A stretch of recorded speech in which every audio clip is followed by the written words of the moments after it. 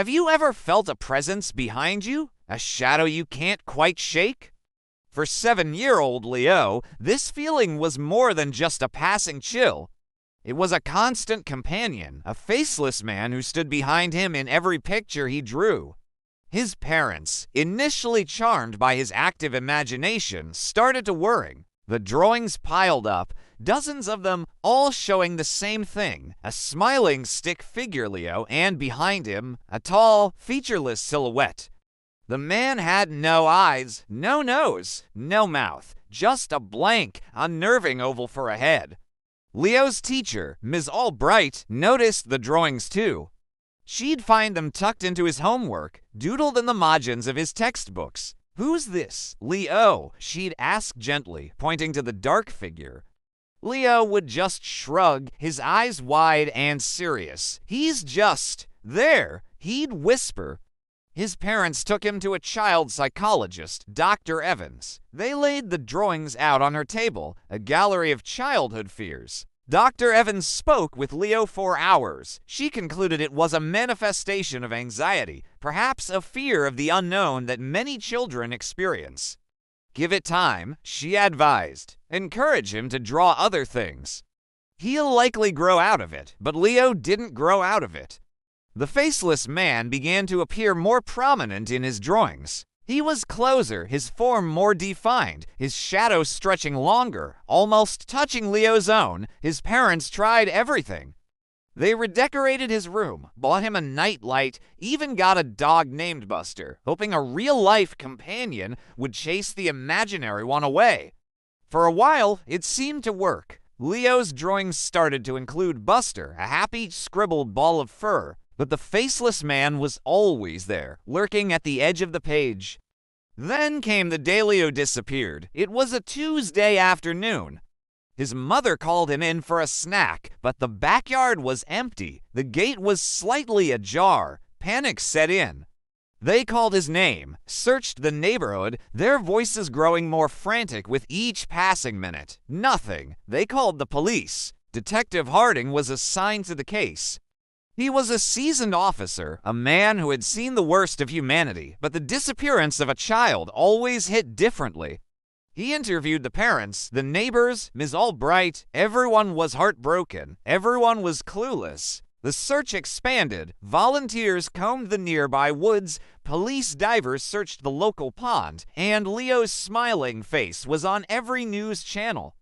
Days turned into a week. Hope began to curdle into a cold, heavy dread. The police had no leads, no witnesses, no ransom note. It was as if Leo had vanished into thin air. Detective Harding found himself back in Leo's room, a space frozen in time. The bed was unmade, toys were scattered on the floor, and on the small wooden desk, a stack of drawings. Harding had seen them before, but this time he looked at them with a new sense of urgency. He sifted through the crayon-drawn scenes. Leo at the park, the faceless man on the bench behind him. Leo on the swings, the faceless man standing by the fence.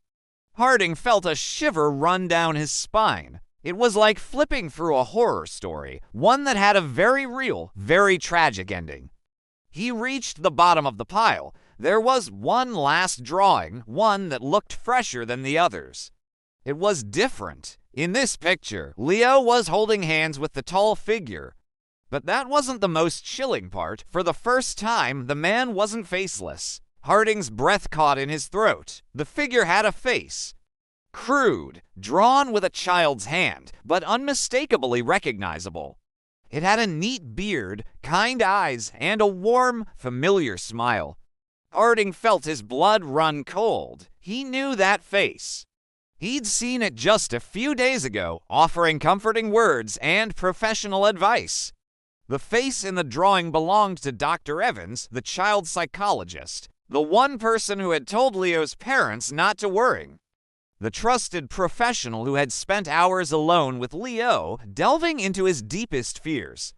Suddenly, everything clicked into place. The private sessions. The assessment that it was just childhood anxiety, the knowledge of the family's routine. Dr. Evans wasn't helping Leo overcome his fear. She *was his fear. She had been grooming him, slowly embedding herself into his life, moving from a faceless shadow in his mind to a trusted figure he would willingly take the hand of. The faceless man wasn't a monster Leo imagined. It was a real person whose identity he couldn't yet process. He wasn't drawing a fantasy, he was documenting his own reality. Harding grabbed his radio, his voice shaking with a mixture of rage and dawning horror. He knew where to look now. The trust a child places in an adult is a sacred thing. And when that trust is broken, it can lead them into the deepest darkness. The final drawing wasn't a cry for help, it was a map. A horrifying, crayon-drawn map leading straight to the monster who had been hiding in plain sight all along. The stories we tell ourselves about monsters are often wrong. We imagine them as faceless strangers lurking in the dark. But sometimes, the most dangerous monsters are the ones with familiar faces, the ones we invite into our homes and trust with our children. What do you think is the most terrifying part of this story? Let me know in the comments. And for more psychological crime stories that will make you question everything, make sure you subscribe to Zoygen. Thanks for watching.